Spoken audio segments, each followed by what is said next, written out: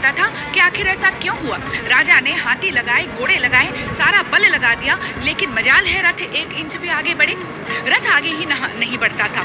तब जो है, जो मुख्य पुजारी हैं वो ध्यानस्थ हुए और ध्यान में देववाणी सुनाई दी कि मेरी एक भक्त आ रही हैं मेरे दर्शन हेतु, जब तक वो नहीं आएंगी मेरा रथ आगे नहीं बढ़ेगा।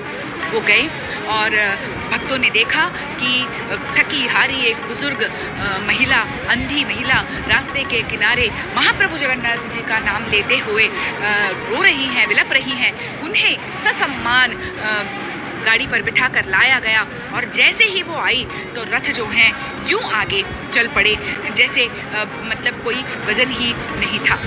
उसी तरह से सदन कसाई की बात अगर हम कर लें, सदन कसाई था तो कसाई लेकिन धार्मिक विचारों वाला था।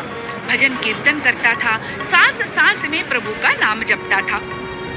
उसके पास एक बाट था या एक पत्थर पर उसने बाट बना रखा था जिससे वो मांस तोलकर बेचा करता था। एक ब्राह्मण देवता जब उस मार्ग से जा रहे थे, उन्होंने देखा कि अरे ये शालिग्राम को बाट की तरह इस्तेमाल कर रहा है। उन्हें बड़ा दुख हुआ और उन्होंने कहा कि ये शालिग्राम है, इसमें बड़ी दैवी शक्तियां होती हैं, ये तुम मुझे दे दो। सदन कसाई को लगा ठीक है, ले जाने दो, और उन्होंने बड़ी सहजता के साथ उसे दे दिया और वो लेकर चले गए। लेकिन महाप्रभु बिल्कुल भी खुश नहीं थे।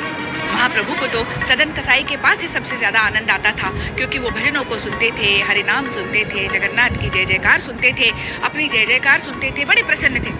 उन्होंने ब्राह्मण को कहा, मेरा सबसे बड़ा संतोष सदन कसाई है, तुम जाकर उसे वापस दे दो।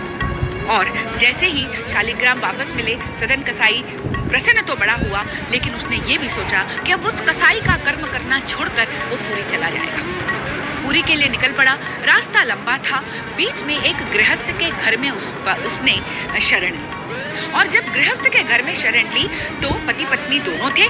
पत्नी जो है सदन कसाई पर रीझ गई और ऐसे रीझी कि उसने उसके समक्ष अपने साथ होने का प्रस्ताव रखा। उन्होंने कहा, आप मेरी माता स्वरूप है, तो उसे ये अच्छा नहीं लगा। उसने कहा, उसने अपने पति की हत्या कर दी और कहा कि चलो अब तो मैं अकेली हूँ, अब मुझे स्वीकार करने में क्या परेशानी।